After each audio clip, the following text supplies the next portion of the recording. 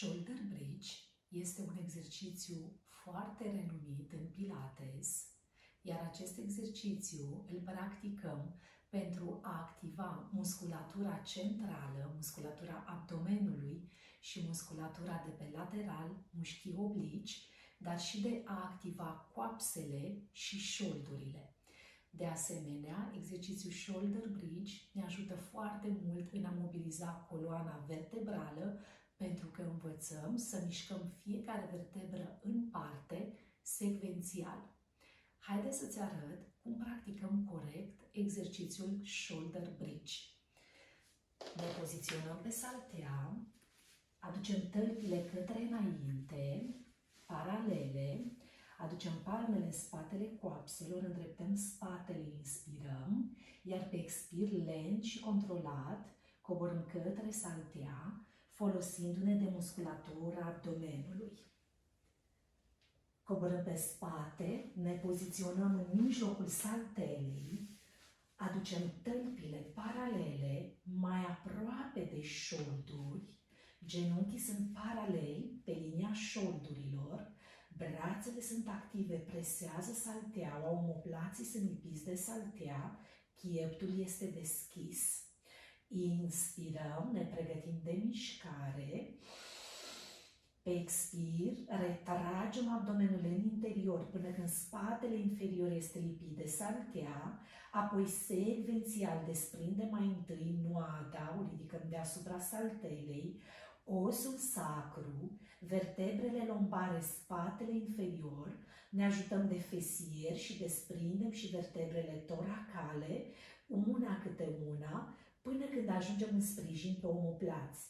Foarte important este să menținem coastele închise, abdomenul activ, iar genunchii alungiți către înainte. Inspirăm, rămânem aici, iar pe expir de sus în jos, lent și controlat, coborâm fiecare vertebră în parte pe saltea. Inspirăm, menținem, relaxăm gâtul, relaxăm umerii și pe expir din nou ne ridicăm secvențial, fără grabă, desprindem fiecare vertebră în parte de pe saltea.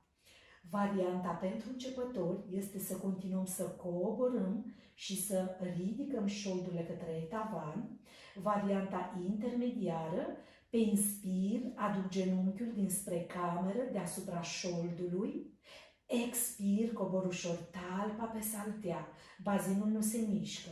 Schimbăm partea, celălalt genunchi, inspir, pe expir, coborâm partea. Fie continuăm cu varianta aceasta intermediară sau pentru avansați, pe inspir, alungeți piciorul dinspre cameră către tavan cu vârful întins, expirăm, flexăm talpa și coborâm piciorul către înainte până pe linia genunchiului opus.